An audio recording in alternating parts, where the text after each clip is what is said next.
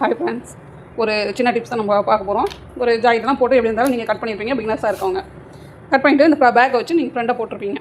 போட்ட பிறகு பிகினர்ஸ் வந்து இங்கே பிடிக்குது, இங்கே டைட்டாக இருக்குது அப்படின்ற மாதிரிலாம் நீங்கள் வந்து பார்த்துருப்பீங்க.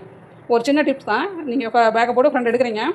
இதை நார்மலாக இது வந்து நீங்கள் ஒரு 10 இன்ச்சுக்கு நீங்கள் வைக்கிறீங்கன்னு வச்சுக்கோங்க. இந்த ஃப்ரெண்டோட ஆகலாம் ஒரு சாதாரண துணியிலேயே நீங்கள் வந்து கட் பண்ணி பாருங்கள், பிடிச்சும் பாருங்கள்.